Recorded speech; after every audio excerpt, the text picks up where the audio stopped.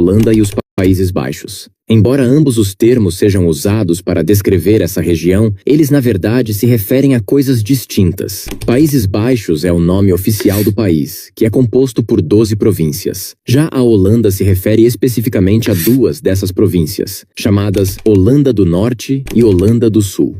A confusão entre os dois nomes ocorre principalmente devido às cidades dessas províncias, como Amsterdã, Roterdã e Haia. Essas cidades tiveram grande influência econômica e política ao longo da história, o que fez com que o nome Holanda se tornasse amplamente conhecido entre os estrangeiros. Assim, com o passar do tempo, os termos Holanda e Países Baixos passaram a ser usados como se fossem sinônimos.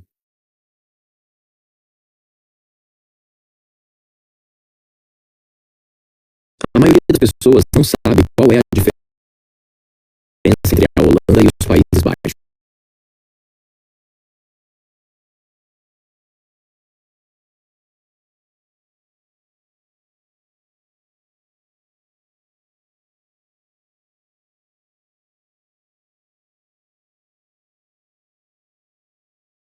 Existe um lago tão rosa que muita gente acredita que as fotos são falsas. Parece edição de imagem, mas esse lugar existe de verdade. Ele fica na Austrália e se chama Lake Hillier, um dos fenômenos naturais mais impressionantes do planeta. À primeira vista, parece que alguém despejou milhões de litros de tinta rosa no meio da natureza. Mas o mais surpreendente é que essa cor não desaparece quando observada de perto. Se você coletar a água e colocá-la em uma garrafa, ela continua rosa. Ou seja, não é um efeito causado pela luz do sol nem um reflexo do céu. A cor está realmente na água, e foi justamente isso que intrigou os cientistas durante muitos anos. Como um lago inteiro poderia ter uma coloração tão intensa e tão diferente de qualquer outro? Após diversas pesquisas, os especialistas descobriram que a resposta está em organismos microscópicos que vivem ali. A água do Lake Hillier possui uma concentração extremamente alta de sal. Esse ambiente é perfeito para determinadas algas e bactérias que conseguem sobreviver onde a maioria das formas de vida não resistiria. Durante seu ciclo de vida, esses micro-organismos produzem pigmentos naturais avermelhados e rosados. Quando bilhões deles estão presentes ao mesmo tempo, toda a água ganha essa aparência impressionante. Mas a cor não é a única coisa que chama atenção. O local onde o lago está situado parece algo saído de um filme de ficção científica. O Lake Hillier fica na remota Middle Island, cercado por vegetação e localizado bem ao lado do oceano. E é aí que acontece uma das cenas mais incríveis da natureza. De um lado, uma enorme faixa de água rosa. Do outro, o azul profundo do mar. Separando os dois, existe apenas uma estreita faixa de areia coberta por árvores. Quando visto do alto, o contraste entre as cores é tão impressionante que muitas pessoas acreditam estar olhando para uma imagem criada por computador. Mas tudo aquilo é completamente real. O lago possui cerca de 600 metros de comprimento e é considerado um dos lagos mais raros do mundo. Sua fama cresceu, tanto que ele se tornou um dos pontos naturais mais curiosos da Austrália. Mesmo estando em uma região isolada, turistas do mundo inteiro sonham em vê-lo pessoalmente. E apesar da aparência incomum, a água não é considerada tóxica para seres humanos. O verdadeiro desafio é chegar até lá. A maioria das pessoas conhece o lago através de voos panorâmicos que revelam uma visão espetacular dessa paisagem única. O mais curioso é que existem outros lagos rosados espalhados pelo planeta. Porém, poucos conseguem manter uma coloração tão intensa e constante quanto o Lake Hillier. Até hoje ele continua sendo um dos maiores exemplos de como a natureza ainda é capaz de surpreender até mesmo os cientistas.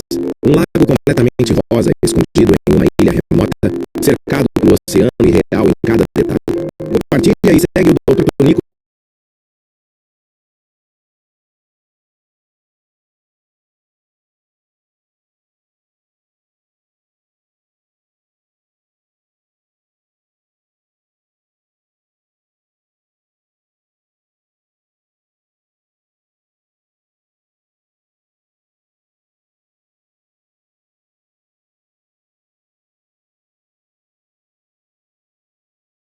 E a Terra tremeu forte aqui na América do Sul. 3 terremotos aconteceram em um espaço de menos de 24 horas. O ocorreu por volta das 19h30.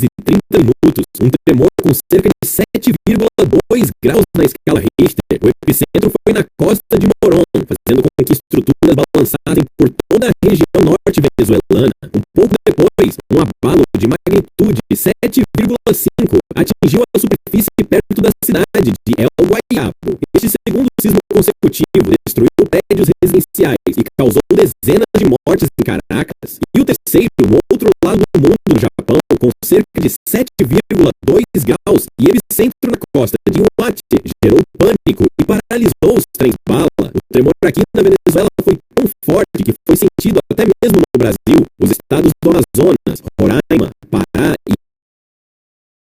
e Amapá registraram pânico e evacuações. Segundo especialistas, a causa foi o forte atrito entre as placas tectônicas do Caribe e Sul-Americana. Você mora na região norte, sentiu o tremor de terra e a terra tremeu.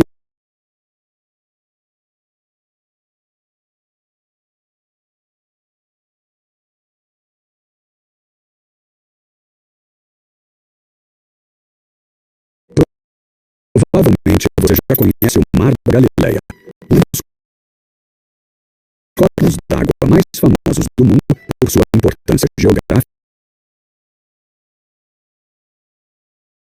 e religiosa. Ele fica em Israel, com uma área de aproximadamente 166 km², sendo o maior lago de água doce do país, alimentado principalmente pelo Rio Jordão, que atravessa o lago e segue seu curso até o famoso Mar Morto. Ele se chama assim por conta da sua altíssima quantidade de sal, que impede até a sobrevivência de peixes ou vegetação. O Mar da Galileia tem enorme importância histórica e religiosa, principalmente para o cristianismo. Segundo a tradição bíblica, foi ali que Jesus Cristo realizou diversos milagres, como caminhar sobre as águas e acalmar uma tempestade. O lago também é essencial para o abastecimento de água de Israel. Por isso, a região atrai milhões de peregrinos e turistas todos os anos.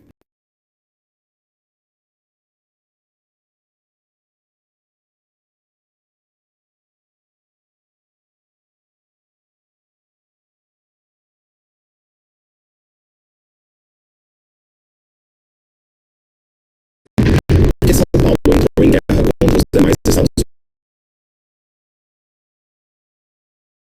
brasileiros em 1932. Em 1932, aconteceu uma das maiores guerras civis brasileiras, envolvendo o estado de São Paulo contra os demais estados da Federação. Uma guerra que empregaria artilharia pesada, combates aéreos, bombardeio de grandes cidades e até batalhas navais. Brasileiro contra brasileiro num conflito violentíssimo. Mas como tudo isso aconteceu? A partir da terceira eleição presidencial no Brasil, nasceu a política do café com leite, onde mineiros produtores de leite e paulistas produtores de café se revezaram para manter no poder seus presidentes. Eles eram fortemente influenciados pelo setor agrário. Os estados de Minas e São Paulo eram o maior polo eleitoral do país, impedindo que o principal cargo do poder executivo fosse ocupado por representantes dos interesses de outros estados, como Rio Grande do Sul e Pernambuco, que eram economicamente importantes à época. Nesta época, menos de 5% dos brasileiros votavam, e existia o chamado voto cabresto. Os resultados eram manipulados pelos partidos estaduais, controlados por fazendeiros. Em 1930, teriam eleições, e o atual presidente da época, Washington Luiz, deveria indicar ao poder um representante mineiro, pois era a vez dos mineiros governarem no Brasil. Porém, isso não aconteceu. Washington Luiz indicou Júlio Prestes, um paulista, quebrando assim aquele revezamento que deveria ser feito. Os mineiros se sentiram traídos e romperam a amizade com os paulistas, e para responder à altura, eles se aliaram aos paraibanos gaúchos. Dessa aliança entre Minas, Paraíba e Rio Grande do Sul, surgiu a Aliança Liberal, e seu candidato à presidência seria o gaúcho Getúlio Vargas, e o vice seria o paraibano João Pessoa. Mas o candidato dos paulistas, Júlio Prestes, saiu vencedor, mesmo com a acusação de fraude nos votos. Mas os mineiros não iam deixar barato a traição, e Júlio Prestes nunca iria assumir o poder. Em 26 de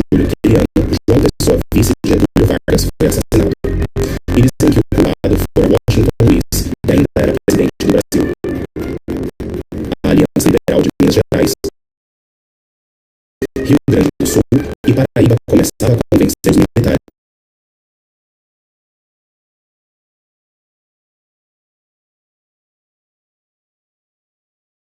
a derrubar Washington Luiz e colocar Getúlio Vargas no seu lugar. Aos poucos, eles foram conseguindo mais e mais apoio, até que em 24 de outubro daquele ano, as Forças Armadas depuseram Washington Luiz do poder. O Congresso Nacional foi fechado e uma junta militar provisória ficou no controle do país. Em 3 de novembro de 1930, Getúlio Vargas, na companhia de militares e apoiadores, seguiu até o Rio de Janeiro para assumir o poder.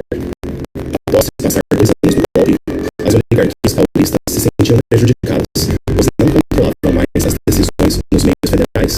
Por isso, pensando em voltar ao poder, as oligarquias paulistas começaram a criar e patrocinar movimentos de protestos e manifestações contra o governo de Vargas, alegando querer uma nova constituição para o país. Um comício realizado em maio daquele ano, organizado pela Frente Única Paulista, que lutava por uma nova constituição, acabou de maneira trágica. 4 jovens foram mortos por apoiadores de Getúlio Vargas. Com esse acontecimento, uma grande revolta surgiu na sociedade paulista. Cartazes foram espalhados pela cidade, convocando as pessoas para ir na guerra contra o governo. Em 9 de julho de 1932, a Frente Única São Paulo iniciou a luta armada, liderada pelo general Isidoro Dias Lopes. Seu objetivo era marchar até o Rio de Janeiro e prender Vargas. Os vendedores revolucionários esperavam que os demais estados abraçassem a causa e ajudassem o estado de São Paulo na guerra, mas apenas a parte sul do Mato Grosso resolveu apoiá-los. O plano dessas tropas previa a tomada da cidade fluminense de Resende e caíram aguardando a adesão de tropas mineiras do Exército e da Força Pública Mineira. E, por fim, uma rápida marcha em direção à cidade do Rio de Janeiro, então capital do país, para a deposição de Getúlio Vargas. Por conta disso, as tropas paulistas demoraram em rumar em direção ao seu objetivo, na expectativa da adesão dos mineiros e de outros estados na batalha. Contudo, as tropas mineiras aderiram às forças federais em apoio a Getúlio Vargas e logo partiram para a ofensiva contra as tropas paulistas. Confrontos que se concentraram principalmente na divisa entre São Paulo, Rio e Minas Gerais. As tropas paulistas tinham cerca de 40 mil homens, e as tropas federais a favor de Getúlio eram mais de 100 mil, com contingentes de todos os demais estados brasileiros. Granadas e armas formavam um terrível cenário de guerra. Com apenas 40 mil homens e lutando contra todos os demais estados brasileiros, os paulistas foram encurralados. Tanques eram usados e aviões bombardeavam as cidades do interior paulista. A Marinha Brasileira cercou a costa paulista e bloqueou o Porto de Santos, impedindo que munições e armas chegassem até os rebeldes. Após quase 3 meses de intensos combates nos 4 cantos do estado, o conflito foi encerrado em 2 de outubro de 1932, com a rendição das tropas paulistas. O dia 9 de julho, que marca o início da Revolução de 1932, é a data cívica mais importante do estado de São Paulo e virou feriado estadual. Os paulistas consideram a Revolução Constitucionalista como sendo o maior movimento cívico de sua história.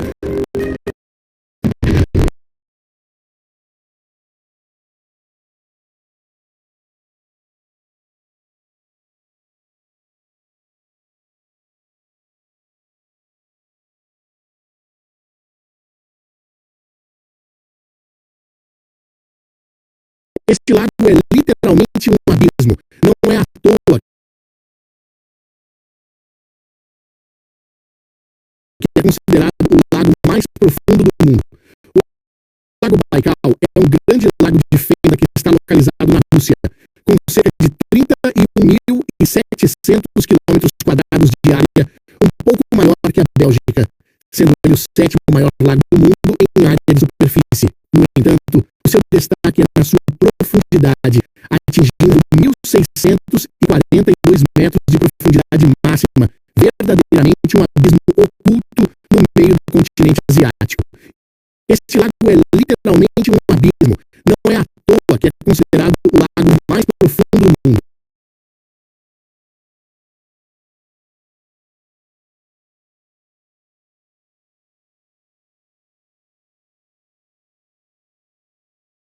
Você sabia que este lago foi o responsável por uma das tragédias mais misteriosas da África? Em 21 de agosto de 1986, no noroeste de Camarões, algo assustador aconteceu nas proximidades do Lago News. Sem aviso, vilarejos inteiros foram atingidos enquanto todos dormiam. Na manhã seguinte, o silêncio era absoluto. Cerca de 1.746 pessoas e 3,5 mil cabeças de gado haviam morrido, sem qualquer sinal de luta ou destruição. O motivo não foi uma explosão comum, nem um desastre visível. Durante anos, gases vindos do interior da Terra ficaram presos no fundo do lago, dissolvidos sob alta pressão, até que, de forma repentina, tudo mudou. Uma liberação massiva desse gás, um fenômeno raro conhecido como erupção línica, fez com que uma nuvem densa de dióxido de carbono emergisse das profundezas. Por ser mais pesado que o ar, o gás se espalhou rapidamente pelos vales ao redor num raio de até 25 quilômetros, substituindo o oxigênio. Sem perceber, as pessoas simplesmente perderam a consciência enquanto dormiam e cozinhavam. Nem mesmo os animais tiveram chance. Foi rápido, silencioso e devastador. Uma nuvem invisível de dióxido de carbono que exterminou comunidades inteiras em questão de minutos. Hoje, o Lago News é monitorado constantemente. Tubos especiais foram instalados para liberar o gás de forma controlada, evitando que uma nova tragédia como essa volte a acontecer.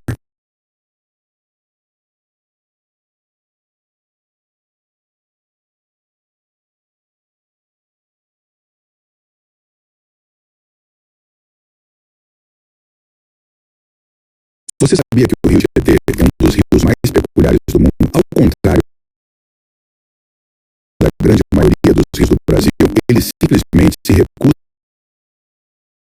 a ir para o mar. Sua nascente fica no município de Salesópolis, a apenas 22 quilômetros de distância do Oceano Atlântico. No entanto, como o caminho para o litoral é bloqueado pela Serra do Mar, o rio corre para o interior. Esse desvio geográfico direciona o curso do Tietê por uma jornada impressionante de 1.100 quilômetros, cortando todo o estado de São Paulo de leste a oeste. Em seus primeiros quilômetros, nas proximidades da Serra do Mar, o Tietê tem águas limpas e cristalinas. No entanto, ao cruzar a região metropolitana de São Paulo, ele se torna um dos rios mais poluídos do Brasil devido ao despejo de esgoto. Após passar pela capital e percorrer o interior, suas águas voltam a ser limpas, abrigando diversas espécies de peixes, como tucunarés e tilápias.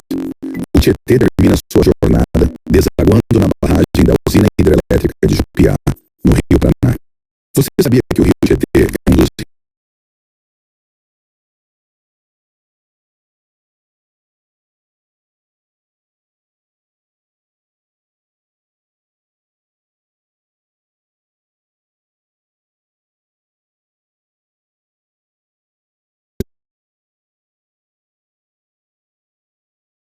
Você sabia que a Ucrânia é o maior país totalmente situado na Europa? Hoje vamos conhecer um pouco sobre este país. Fique ligado até o final do vídeo. Localizada na Europa Oriental, oficialmente é conhecida como República da Ucrânia. Este país faz fronteira com Belarus ao norte, Polônia, Eslováquia e Hungria ao oeste, Romênia e Moldávia ao sudoeste, e a Federação Russa a leste e nordeste. Ao sul, é banhada pelo Mar Negro e pelo Mar de Azov. Com uma área de 603.628 quilômetros quadrados, a Ucrânia tem um tamanho muito próximo do estado de Minas Gerais. Seu território é caracterizado por vastas planícies, chamadas estepes, e por cadeias de montanhas ao extremo oeste, como os Cárpatos. O ponto mais alto do país é o Monte Hoverla, que alcança 2.061 metros de altitude, localizado na região dos Cárpatos. A história da Ucrânia é marcada por sua posição estratégica entre Europa e Ásia. Habitadas desde a pré-história, suas terras fizeram parte de grandes civilizações, como a dos Citas e o reino eslavo da Rus de Kiev, considerado o berço da cultura ucraniana. Após séculos de dominação por potências como Polônia, Lituânia, Império Otomano e Rússia, a Ucrânia declarou independência em 1991, após a dissolução da União Soviética, mas sua trajetória permanece influenciada por desafios históricos e geopolíticos. Tem uma população de cerca de 37 milhões de habitantes, tornando-se uma das nações mais populosas da Europa Oriental. Sua capital é Kiev, também a maior cidade do país, localizada às margens do rio Dnipro. A economia da Ucrânia é diversificada, com forte base na agricultura, indústria e tecnologia. Conhecida como o celeiro da Europa, exporta grãos, como trigo e milho, em larga escala. É rica em recursos naturais, incluindo ferro e carvão, sustentando uma indústria pesada que inclui siderurgia e química. Além disso, tem se destacado no setor de tecnologia da informação. Apesar do potencial, enfrenta desafios devido a conflitos e reformas econômicas pendentes. A Ucrânia possui um PIB nominal estimado em cerca de 179 bilhões de dólares americanos. A moeda oficial do país é a hryvnia, que equivale a aproximadamente 14 centavos do real brasileiro. A língua oficial do país é o ucraniano, uma língua eslava oriental escrita em alfabeto cirílico. É a língua predominante no país, especialmente nas regiões ocidentais e centrais, sendo um símbolo importante da identidade nacional. Embora o russo também seja amplamente falado, especialmente no leste e sul, o ucraniano é promovido pelo governo em escolas, mídia e cultura. No presente momento, a Ucrânia se encontra em um conflito com a Rússia, que começou em 2014, mas foi acentuado após a invasão russa na Ucrânia em fevereiro de 2022. Curtiu conhecer a Ucrânia? Siga o perfil para receber as próximas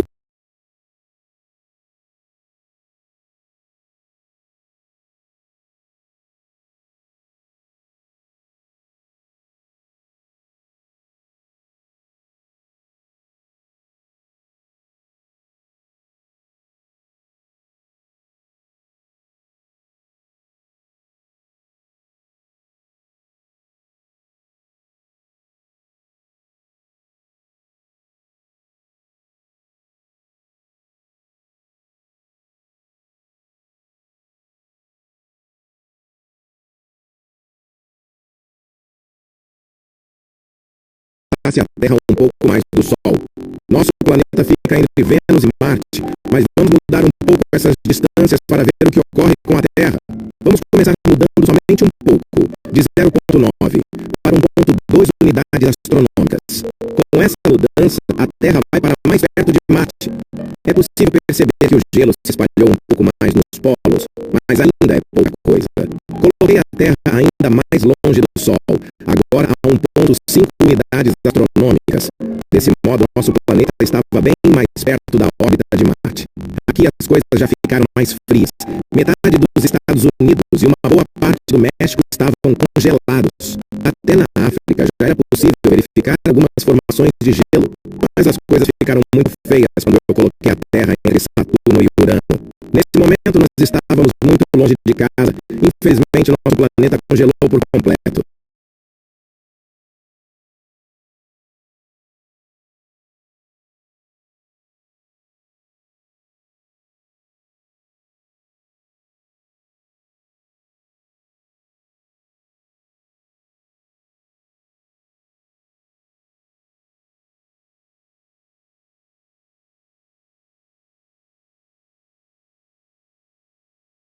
A maioria dos americanos pensa que o Canadá fica completamente ao norte dos Estados Unidos. Parece óbvio, mas não é totalmente verdade. Essa linha é o paralelo 49, uma famosa fronteira de 2.000 quilômetros, traçada em 1818 pela Grã-Bretanha e pelos Estados Unidos para resolver disputas territoriais. E seria de esperar que a maioria dos canadenses vivesse ao norte dessa linha. Mas, surpreendentemente, cerca de 70% dos canadenses historicamente vivem ao sul dessa linha, ao redor dos Grandes Lagos, a região mais favorável do país para se viver e praticar a agricultura. E fica ainda mais interessante, cerca de metade de todos os canadenses já viveu essa estreita faixa sul, o que significa que a maioria dos canadenses vive ao sul dos Estados Unidos, da Dakota do Norte e Washington. Agora veja só, o ponto mais meridional do Canadá, a ilha Middle e o lago Erie, fica mais ao sul do que a maioria dos 27 estados americanos e está até um pouco ao sul de uma pequena parte da Califórnia, o que nos leva a uma realidade curiosa. Há mais americanos vivendo ao norte do ponto mais meridional do Canadá do que canadenses. E em nenhum lugar isso é mais evidente do que em Detroit, a única grande cidade dos Estados Unidos, onde se você viajar para o sul, acaba no Canadá. Quero ver você comentando aqui embaixo se você viu essa página. Aproveitem e mete o dedo no like.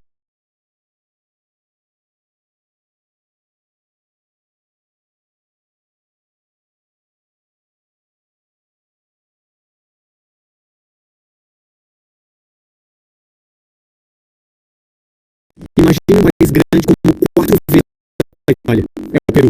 Ele possui uma imensa abertura para o Oceano Pacífico a oeste, mas assim que você dá as costas ao mar, encontra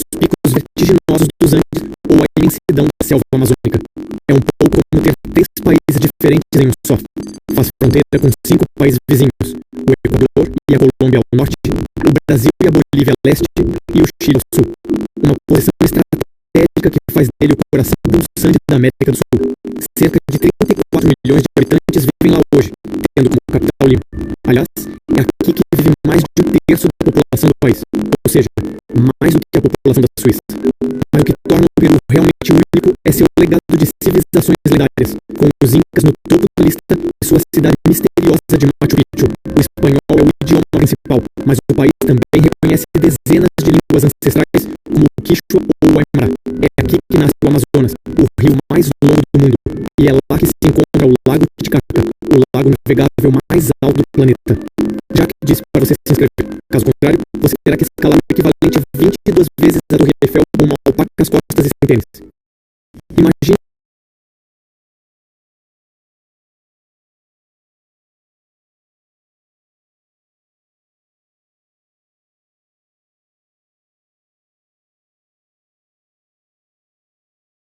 o Mar da Galileia, também conhecido como Lago de Tiberíades, ou Lago Kinneret, é um dos corpos de água mais famosos do mundo, tanto por sua importância geográfica quanto religiosa. Localizado em Israel, ele possui uma área de aproximadamente 166 km², sendo o maior lago de água doce do país. Ele é alimentado principalmente pelo Rio Jordão, que atravessa o lago e segue seu curso até o Mar Morto. O nome vem devido à altíssima salinidade que impede a sobrevivência de peixes ou vegetação. O lago é essencial para o abastecimento de água de Israel. O lago tem enorme importância histórica e religiosa, especialmente para o cristianismo. Segundo a tradição bíblica, foi ali que Jesus Cristo realizou diversos milagres, como caminhar sobre as águas e acalmar uma tempestade. Por isso, a região atrai milhões de peregrinos e turistas todos os anos.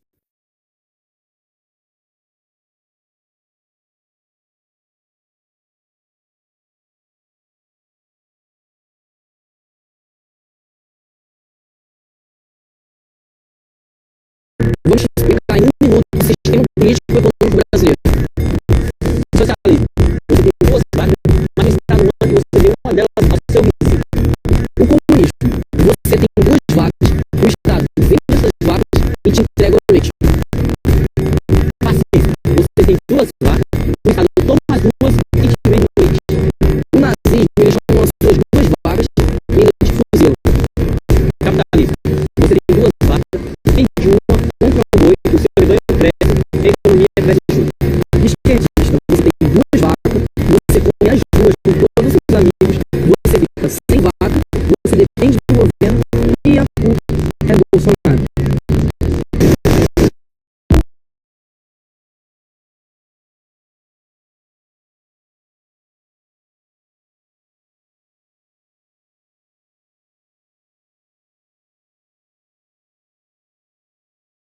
Você sabia qual foi a trajetória completa de Jesus? Jesus nasceu em Belém, na Judéia. Pouco depois, sua família foge para o Egito, escapando de perseguições do rei Herodes. Após a morte de Herodes, a família retorna e se estabelece em Nazaré, na Galileia, onde Jesus cresceu e se tornou carpinteiro. Uma vida comum para um destino extraordinário. Por volta dos 30 anos, ele vai até o Rio Jordão, perto de Betânia, onde é batizado por João Batista, marcando o início de sua jornada. Seu primeiro milagre foi a transformação de água em vinho durante uma festa de casamento em Caná da Galileia. Em seguida, ele se retira para o deserto da Judéia, onde passa 40 dias em jejum, oração e reflexão. Depois disso, começa a percorrer cidades ao redor do Mar da Galileia. Ele passa por Caná, Cafarnaum, Betsaida, Naim e outros povoados da Galileia, onde realiza alguns de seus milagres mais conhecidos. Nos últimos dias, Jesus segue para Jerusalém, passando por Betânia, onde ressuscita Lázaro. Em Jerusalém é preso, julgado, crucificado no Gólgota e sepultado. 3 dias depois, ele ressuscita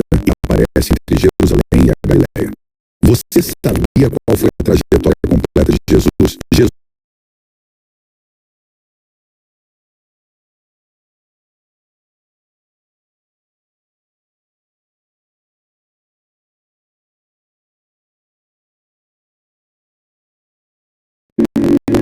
será que o Nordeste estaria bem melhor se a colonização holandesa estivesse dado certo? Como sabemos, o Nordeste brasileiro foi colonizado por portugueses, que formaram vilas e desenvolveram pequenos povoados na região. Portugal lucrava bastante com a economia açucareira, mas a maioria da população das colônias viviam largados às traças. Os produtores de açúcar não tinham os investimentos que mereciam. Durante a União Ibérica, por volta de 1624, os holandeses invadiram e tentaram ocupar o Nordeste por diversas vezes. Isso aconteceu porque o rei da Espanha teria se apossado do trono português e cortado todos os negócios comerciais entre Portugal e Holanda. Inicialmente tentaram ocupar a Bahia, depois se fixaram na região que vai do Ceará até Sergipe. Com isso, a Holanda passou a controlar diretamente a empresa açucareira no Brasil, entre os séculos XVI e XVII. Durante a ocupação holandesa, partes do Nordeste tiveram mudanças significativas, principalmente em Pernambuco, em cidades como Recife e Olinda. João Maurício de Nassau, esse foi governador da colônia neerlandesa no Recife. Era um nobre alemão neerlandês humanista e ligado às artes. Os holandeses ocuparam o Nordeste por cerca de 30 anos. Nesse tempo, Recife deixou o status de pequena vila para tomar feições de uma cidade urbanizada. Ganhou a primeira ponte do Brasil, ruas calçadas, saneamento, palácios, jardins com plantas importadas e monumentos até então inéditos na região.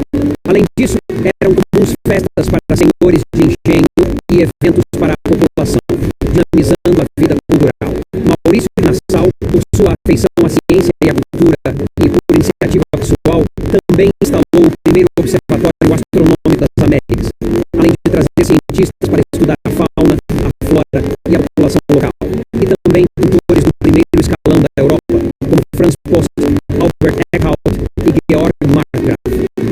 O governador Nassau queria transformar Recife na capital das Américas. Ele investiu em grandes reformas, tornando-a uma cidade cosmopolita. Talvez os holandeses não queriam que a colônia neerlandesa em Recife se tornasse uma potência. Então acabaram acusando Nassau por improbidade administrativa. E ele foi forçado a voltar para a Europa em 1644. Com o fim da administração de Nassau, a Holanda passou a exigir pagamentos das dívidas dos senhores de engenho, o que levou à insurreição pernambucana. E mais tarde, isso culminaria na expulsão dos holandeses do Brasil. Mas será que o Nordeste estaria melhor com o domínio holandês na região? Talvez sim, se Nassau tivesse ficado como governador. Com ele, os rumos de Pernambuco e outras partes do Nordeste teriam sido diferentes, ou talvez se tornado um país independente, já que seu sonho era transformar aquela região na capital das Américas. Uma parte da história pouco conhecida é que após a expulsão dos holandeses, cerca de 600 judeus holandeses também foram expulsos de Recife. E enquanto estavam no Brasil, eles fundaram a primeira sinagoga das Américas, a Kahal Zur Israel, que foi fundada ali, ocupando um dos casarões da Rua do Bom Jesus. Então, após serem expulsos do Nordeste, os judeus partiram rumo à colônia de Nova Amsterdã, que era uma das 13 colônias dos Estados Unidos, e lá ajudaram a fundar Nova York, que hoje é a capital das Américas. Mas para você, como estaria o Nordeste se tivesse ficado nas mãos dos holandeses?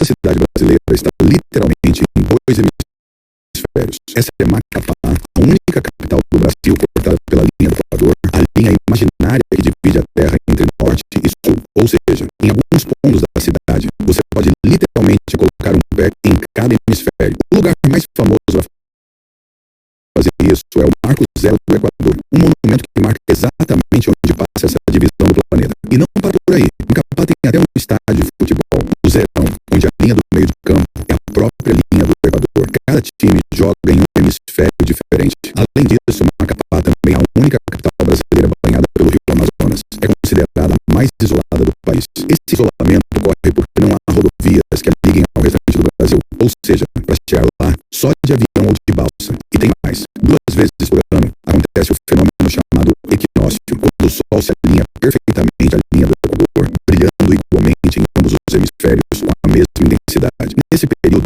o dia e a noite dividem o tempo em partes iguais, criando um espetáculo de equilíbrio que atrai visitantes do mundo inteiro. Essa cidade brasileira está literalmente em 2 hemisférios.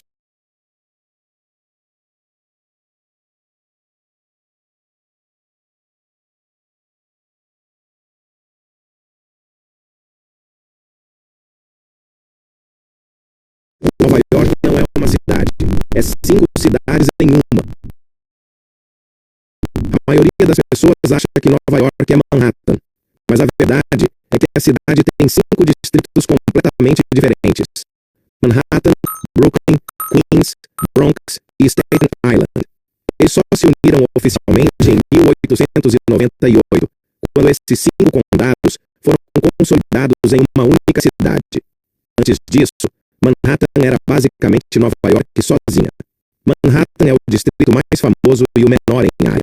Lá estão Wall Street, a Times Square, o Central Park e o Empire State Building. Brooklyn, do outro lado da famosa ponte do Brooklyn, é o distrito mais populoso. Nasceram ali Michael Jordan, Mike Tyson e Jay-Z. Queens é o maior distrito em área. Quase metade dos seus moradores nasceu fora dos Estados Unidos. No bairro de Astoria, concentra uma grande comunidade brasileira. O Bronx é o único dos 5 distritos que fica em terra firme no continente. É a terra natal do hip-hop. E Staten Island é o menor em população e considerado o distrito mais verde da cidade. Nova York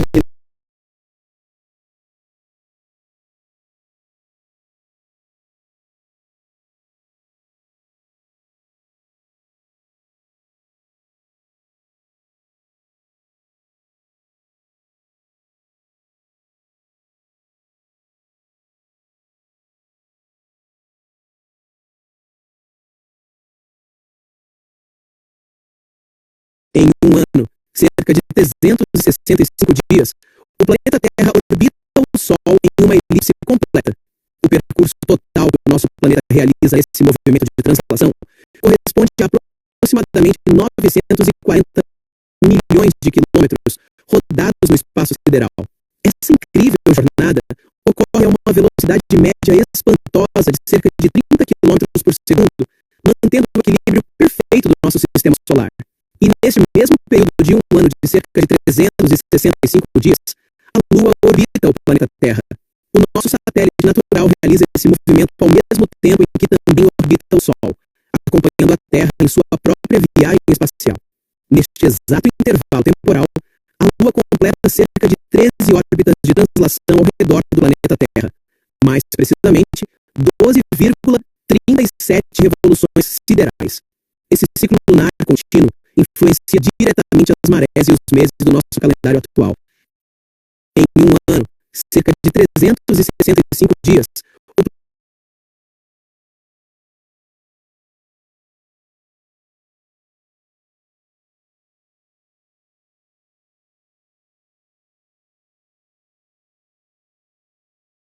Por que é impossível atravessar as Américas de carro? Se você olhar no mapa, vai perceber que as Américas do Norte e Sul não são separadas. Tem um pedaço de terra entre elas. A América Central, sem contar que existe uma rodovia que liga todas elas, a rodovia Pan-Americana. Ela é simplesmente a estrada mais longa do planeta. São mais de 48 mil quilômetros de extensão que vão do Alasca até o extremo sul da Argentina. Mas então por que é tão difícil percorrer esse caminho? Bom, além dos quase 3 meses que seriam gastos na viagem, tem um trecho que é um grande problema nessa história: o Estreito de Darien, entre o Panamá e a Colômbia. Essa região tem uma selva tão densa e um ambiente tão hostil que é praticamente intransitável. Por isso, a Pan-Americana é interrompida nesse trecho, e muitos nem consideram a rodovia como um só, já que ela obriga os viajantes a atravessarem o trecho por navio ou avião. Quem vai de carro precisa despachar o veículo para o Panamá. É uma aventura e tanto. Por que é impossível atravessar as Américas de carro? Se você olhar no mapa, vai perceber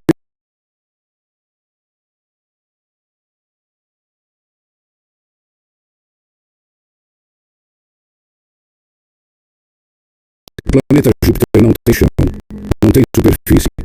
E quanto mais fundo você vai, mais impossível fica de voltar.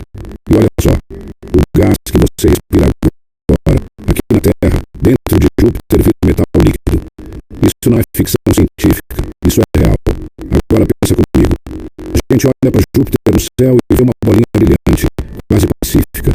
Mas esse planeta é 2,5 vezes mais massivo que todos os outros planetas do sistema solar juntos. Você poderia encaixar mais de 1.300 terras dentro dele. Isso já é absurdo. Mas não para por aí. Presta atenção nisso. Júpiter quase virou uma estrela. Se ele tivesse sido apenas 80 vezes mais massivo durante sua formação, fusão nuclear teria acontecido no seu núcleo. A Terra talvez nunca tivesse existido. Em vez disso, temos algo talvez ainda mais perigoso. E tem mais. O campo magnético de Júpiter é aproximadamente 20.000 vezes mais forte que o da Terra. Se você pudesse enxergá-lo a olho nu, ele pareceria maior que a luz cheia vista daqui. Ele se estende por milhões de quilômetros no espaço, chegando até a órbita de Saturno. Mas esse campo não protege ninguém. Ele acelera partículas a velocidades próximas à luz. Um ser humano desprotegido morreria em minutos. Olha esse detalhe. A NASA precisou construir um cofre de titânio de 200 quilos só para proteger os eletrônicos da sonda Juno. Mesmo assim, ela só consegue fazer passagens rápidas antes que a radiação ameace fritar tudo. A sonda Galileu, que mergulhou na atmosfera em 2003, recebeu uma dose equivalente a 25 milhões de radiografias dentárias antes de ser destruída. E as tempestades? A grande mancha vermelha existe há pelo menos 400 anos e é grande o suficiente para engolir a Terra inteira. Os ventos nas bordas passam de 400 km por hora. E isso é considerado calmo pelos padrões de Júpiter. Mas isso muda tudo. Júpiter também moldou o sistema solar inteiro. Existe uma teoria chamada Grande Tacada, que sugere que ele migrou até perto da órbita de Marte e destruiu, ou expulsou boa parte do material do sistema solar interno. O cinturão de asteroides não é resto de um planeta destruído. É resto de planetas que nunca conseguiram se formar porque Júpiter não deixou. Então, quando você olhar para o céu e ver Júpiter brilhando, lembra, você não está vendo um vizinho tranquilo. Está vendo uma tempestade que nunca parou, uma fonte de radiação que mata em minutos, e uma força gravitacional que decide o destino de mundos há 4,5 bilhões de anos. Comenta aqui embaixo. O que você achou mais assustador de Júpiter? Eu vou deixar um like no seu comentário. Me segue para mais curiosidades.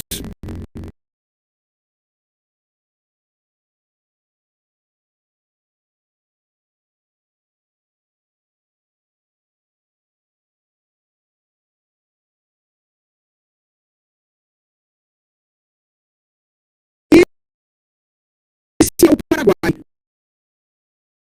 Um país que, com certeza, tem a pior geografia do nosso continente. E o primeiro motivo é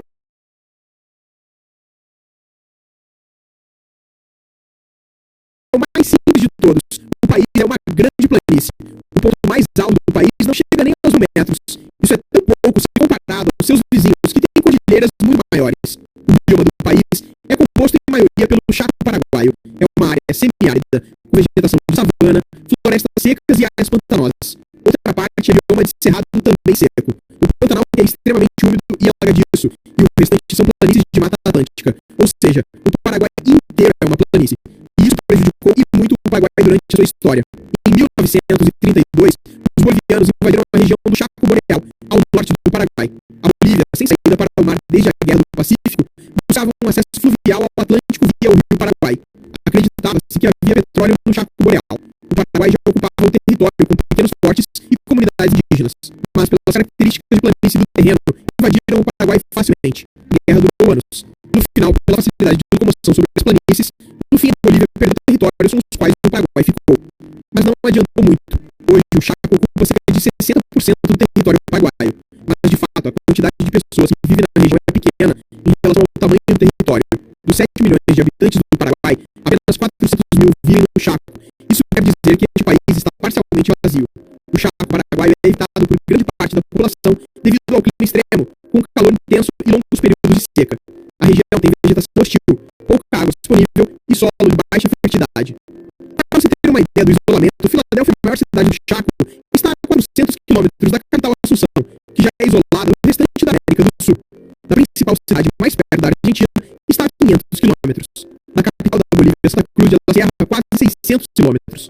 Por isso que, se olharmos a região do Chaco por satélites, parece uma grande fazenda, justamente porque há muita terra disponível para poucas pessoas. E uma prova disso é a baixa quantidade de cidades no Paraguai. Os três vizinhos do país têm uma quantidade de cidades maior do que o Paraguai. No Brasil são 5.570 cidades, Argentina 2.200, Bolívia 340 e o Paraguai tem apenas 261. Ou seja, o Paraguai de fato tem um grave problema geográfico, e isso se estendeu durante toda a sua história. Além do norte ser uma porta de entrada para invasões estrangeiras, o oeste e leste também eram. Em 1864, o Paraguai declarou guerra ao Brasil. Posteriormente, em 1865, o Paraguai também entrou em guerra contra a Argentina, ao tentar atravessar seu território para atacar o Brasil pelo sul. Com isso, tanto o Brasil quanto a Argentina aproveitaram a vantagem geográfica de ser um território plano para invadir rapidamente o Paraguai. As tropas brasileiras invadiram o Paraguai pelo atual estado brasileiro do Mato Grosso do Sul, com o objetivo de chegada em Assunção, enquanto a maioria dos argentinos invadiram o país pelo oeste, principalmente através da província de Corrientes. Foi justamente nessa guerra que o Brasil bloqueou as saídas que o Paraguai tinha para o mar na região da Bacia da Prata. Dessa maneira, o Paraguai não conseguia exportar para o resto do mundo e, portanto, perdeu grande força econômica. E este é outro problema do Paraguai, ser um país sem saída direta para o mar. Hoje, a hidrovia Paraguai-Paraná é a via principal de exportação, conectando os rios Paraguai e Paraná até o estuário do Rio da Prata no Atlântico.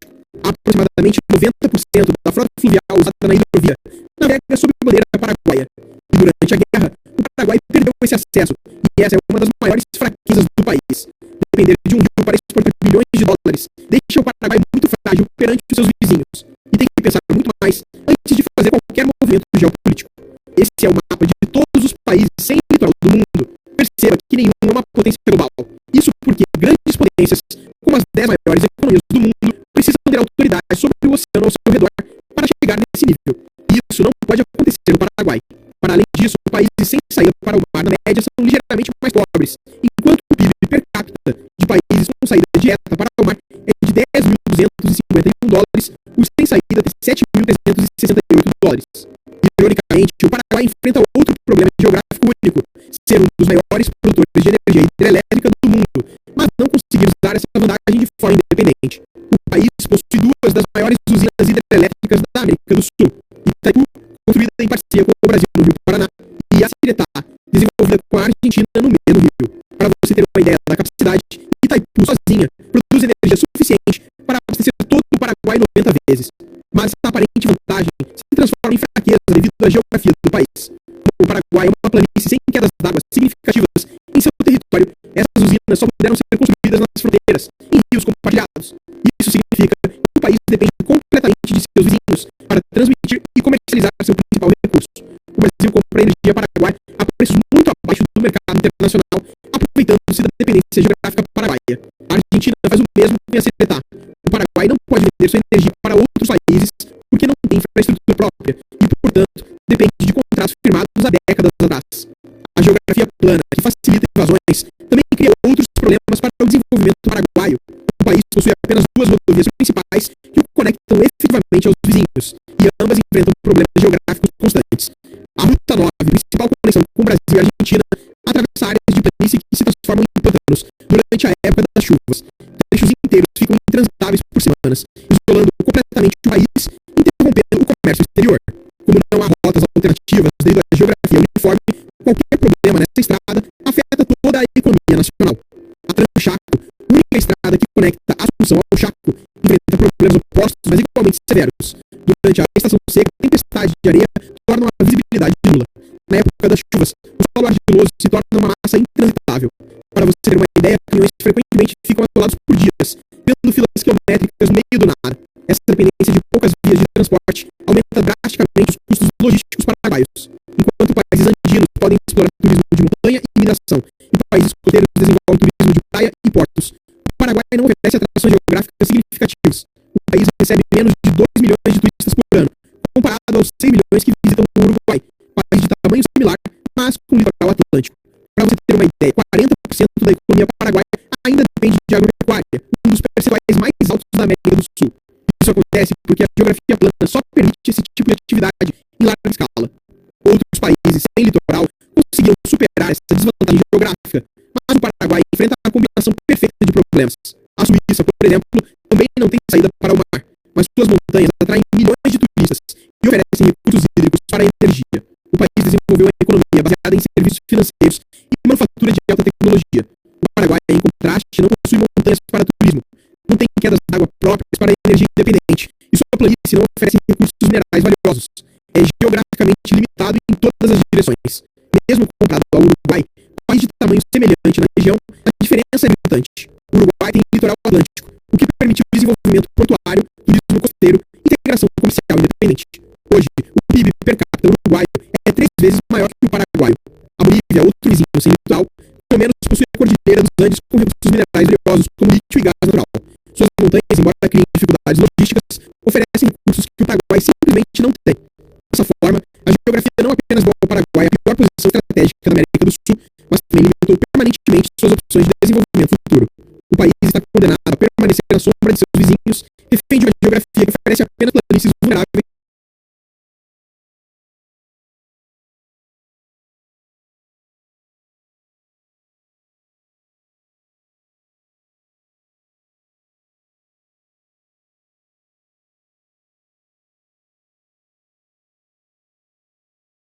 Você sabia que esta ponte já foi uma das maiores pontes do mundo?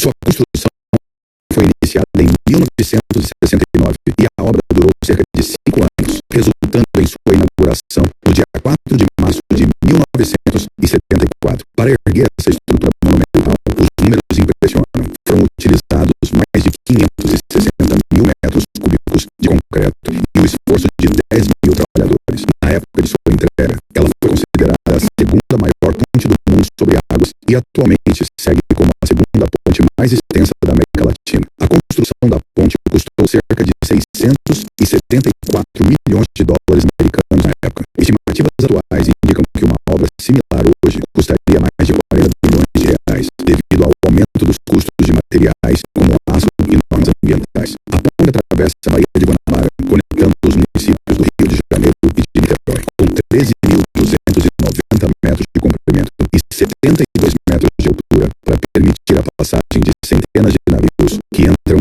e saem da Baía de Guanabara todos os meses. A ponte recebe um fluxo médio de cerca de 150 mil veículos diariamente nos dois sentidos. Você sabia que esta ponte já foi uma das maiores pontes do mundo? Sua construção foi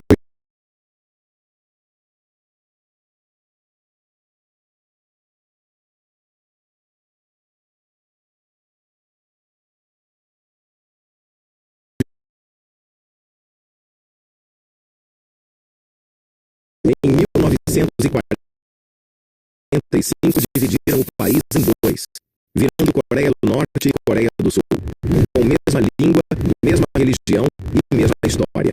Coreia do Norte seguiu o socialismo, com o Estado controlando tudo, transformando as fazendas em coletivas ou estatais.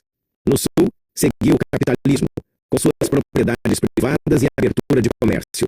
75 anos depois dos resultados, a Coreia do Norte tem um PIB de 28 bilhões de dólares americanos, com um PIB per capita de 1.700 dólares americanos, e a Coreia do Sul com 1,75 trilhões de dólares americanos, com um PIB per capita de 36 mil dólares americanos. A Coreia do Norte tem um comércio exterior muito fechado, sendo o principal parceiro a China. Em 1960, o PIB per capita da Coreia do Sul era menor que o de Gana, Senegal e Haiti, sendo uma das nações mais pobres do planeta. Hoje virou um dos países mais ricos. O mesmo povo coreano que fala a mesma língua e tem uma história milenar em comum, hoje vive em realidades totalmente opostas. Em 1900,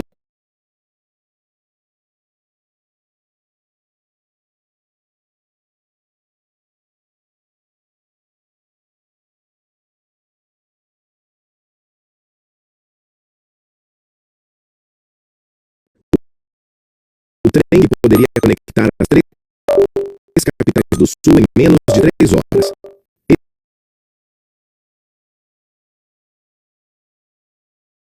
Esse é o projeto que nunca saiu do papel, mas que faz todo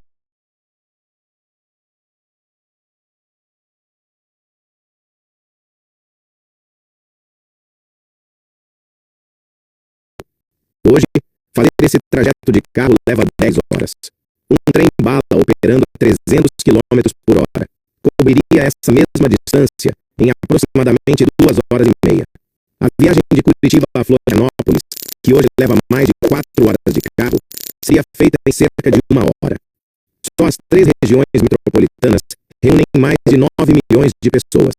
A rota natural seguiria o traçado da BR-101, a rodovia que já conecta as 3 capitais pela costa, passando por Joinville, a maior cidade de Santa Catarina, e Balneário Camboriú, com seus arranha-céus e clima luxuoso, antes de chegar a Porto Alegre. O sul do Brasil tem o PIB per capita mais alto entre todas as regiões do país, infraestrutura consolidada. O trem seria a única coisa que conectaria tudo isso com a velocidade que a região já tem. O trem poderia conectar as 3 capitais do Sul em menos de 3 horas. Esse é o projeto.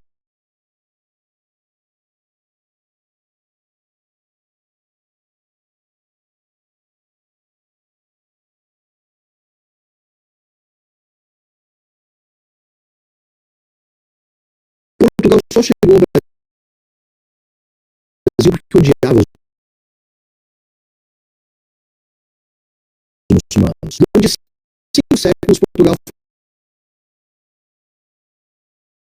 foi dominado pelos muçulmanos, mais especificamente pelos mouros. O povo dominou não apenas o norte da África, mas também a Península Ibérica, com Portugal e Espanha, sendo que Portugal foi dominado entre 711 e 1249, embora uma das regiões tenham resistido mais 10 anos. Já o domínio da Espanha duraria em alguns séculos. Esse domínio e a questão religiosa seria o suficiente para gerar um ódio dos portugueses e os árabes do norte da África, porque logo depois, em 1415, os portugueses lançaram uma ofensiva contra Ceuta, no norte do continente africano, e tomaram a cidade. De acordo com o livro Conquistadores, essa conquista no norte da África foi muito importante porque, para uma geração de líderes portugueses, foi a primeira experiência que tiveram com a expansão e com a conquista de outros povos, o que os levaria a não parar ali, mas a continuar sua empreitada. Depois de conquistar Ceuta em 1415, continuaram as navegações, chegando à Índia em 1498, alcançando a China em 1514 e o Japão em 1553. Nesse meio tempo, Cabral chegou ao Brasil em 1500. O Dr. Roger Crowley explica que a tomada de Ceuta tem diversas motivações e não é possível ignorar uma questão expansionista e também financeira, buscando controlar o comércio de ouro e especiarias no norte da África. Mas é importante salientar duas coisas.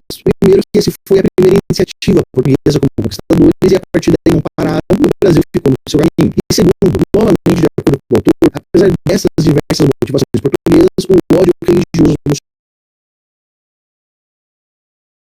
muçulmanos foi um importante motor, o resultado dos séculos em que Portugal foi subjugado, uma vez que parte do projeto da conquista de Ceuta não era apenas eliminar os muçulmanos, mas também levar a religião católica para a região. Portugal só chegou ao Brasil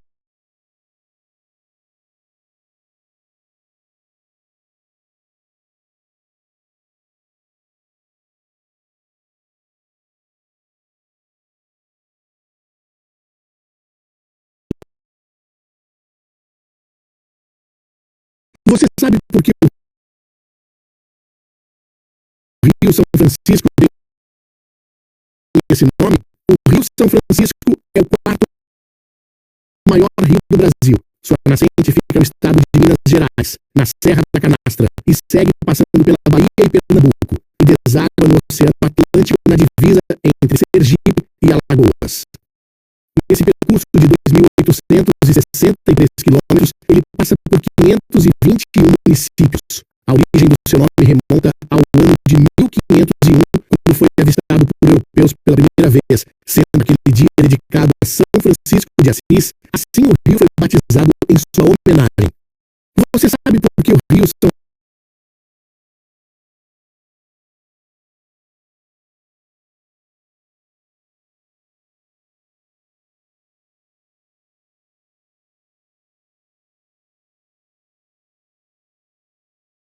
O Alasca é maior do que São Paulo, Minas Gerais e Bahia juntos. E ainda sobra espaço, na verdade. Tem petróleo fluindo abaixo do solo,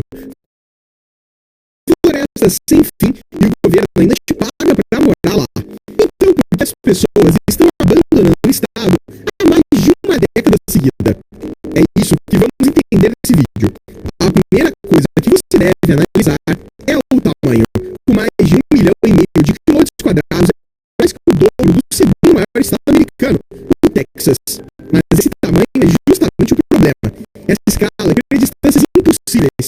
As 3 cidades principais do estado, Anchorage, Fairbanks e Juneau, estão separadas por centenas de quilômetros de natureza bruta, selvagem e intocada. E para se ter uma ideia do absurdo disso, o Alasca tem menos quilômetros de estradas públicas do que Vermont, que é um estado 70 vezes menor.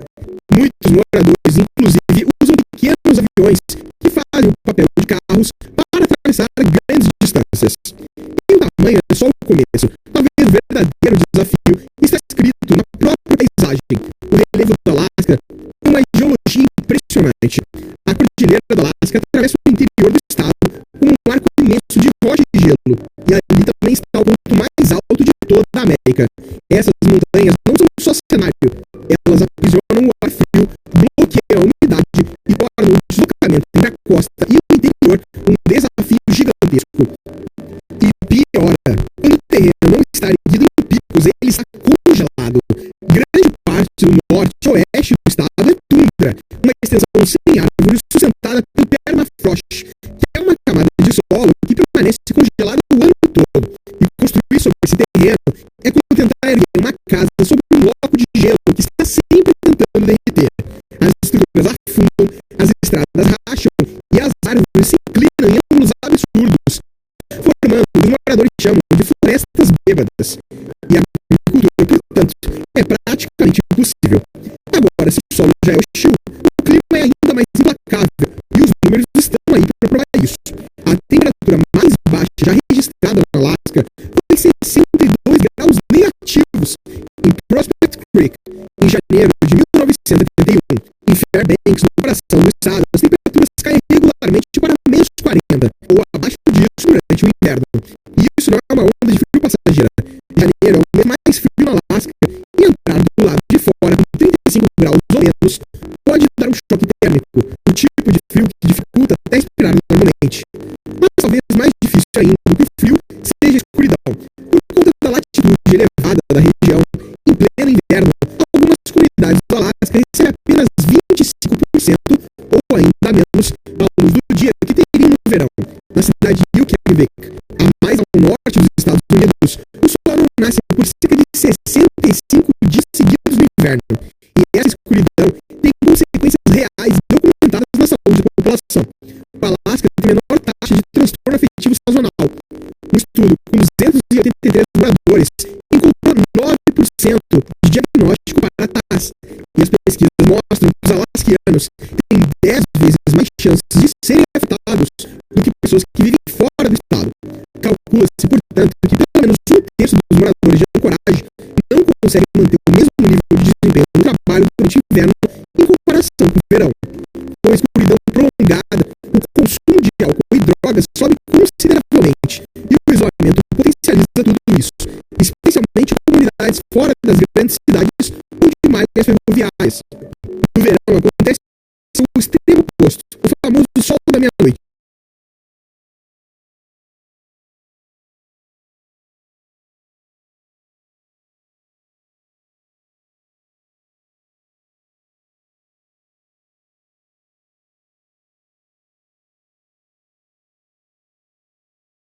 Essa aqui é a origem dos nomes de cada país da América do Sul. Começando pelo Uruguai, o nome vem do Guarani. A versão mais aceita é Rio dos Pássaros Coloridos, em referência ao rio Uruguai. Na Argentina, a origem vem do latim argentum, que significa prata. Isso porque os exploradores acreditavam que havia muito desse metal na região. Já o Chile tem mais de uma teoria. Pode vir da palavra indígena Chile, que significa onde termina a terra, ou até algo ligado ao frio da região. O Paraguai também vem do Guarani e recebeu esse nome por ponta do Rio Paraguai que atravessa o país. Bolívia recebeu esse nome em homenagem a Simão Bolívar, líder das independências na América do Sul. Aqui no Brasil, a origem vem do pau-brasil, uma árvore muito explorada no início da colonização, conhecida pela cor avermelhada da madeira. Enquanto isso, o Peru tem uma origem incerta. Uma das teorias liga o nome a um líder indígena chamado Biru. No Equador, a definição é um pouco mais literal. O nome faz referência à linha do Equador, que corta o país ao meio.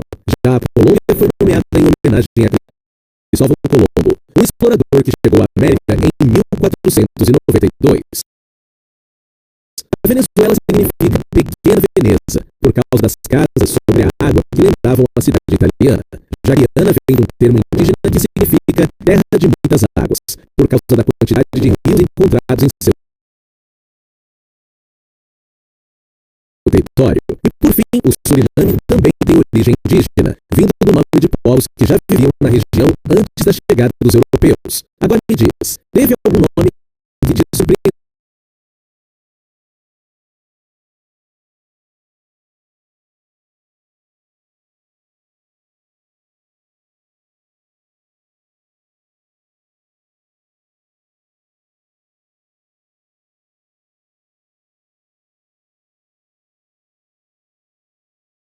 Paraíba, o estado mais oriental da América.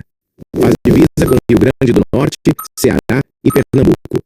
Sua capital é João Pessoa, uma das cidades mais antigas do país, fundada em 1585 e que abriga a Ponta dos Seixas, o ponto mais oriental da América. O estado conta com 223 municípios.